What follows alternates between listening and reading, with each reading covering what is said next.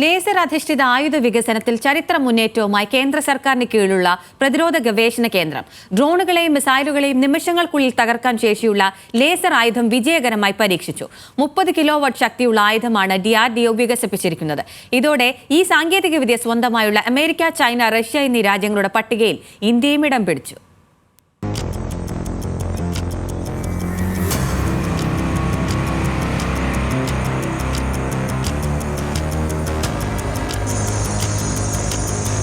മിസൈലുകൾ, ഡ്രോണുകൾ, ചെറുവിമാനങ്ങൾ തുടങ്ങി 5 കിലോമീറ്റർ പരിധിയിലുള്ള വ്യോമാക്രമണങ്ങളെ നിർവീര്യമാക്കാൻ ശേഷിയുള്ള ഹൈപവർ ലേസർ സാങ്കേതികവിദ്യയാണ് DRDO വികസിപ്പിച്ചെടുത്തത്. അത്യുഗ്രശേഷിയുള്ള കൗണ്ടർ ഡ്രോൺ സിസ്റ്റമാണിത്. തദ്ദേശീയമായി നിർമ്മിച്ച 30 kilowatt MK2A laser direct energy weapon system കുർണൂലിലെ നാഷണൽ ഓപ്പൺ എയർ റേഞ്ചിലാണ് DRDO വിജയകരമായി പരീക്ഷിച്ചത്. ലക്ഷ്യങ്ങൾ കണ്ടെത്തി പ്രകാശവേഗത്തിൽ തകർക്കുന്നതാണ് ഈ സംവിധാനത്തിന്റെ ഏറ്റവും വലിയ പ്രത്യേകത.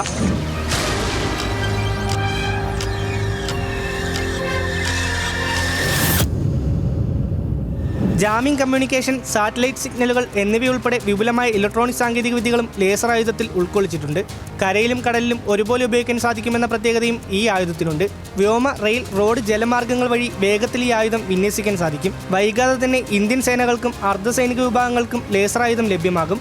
ഇതോടെ US, ചൈന, റഷ്യ എന്നിവർക്ക് പുറമെ ലേസർ അധിഷ്ഠിത ആയുധശേഷിയുള്ള ലോകത്തിലെ 4ാമത്തെ രാജ്യമായി ഇന്ത്യ മാറും. So as far as I am aware, it is the United States of America, Russia and China who have demonstrated this capability.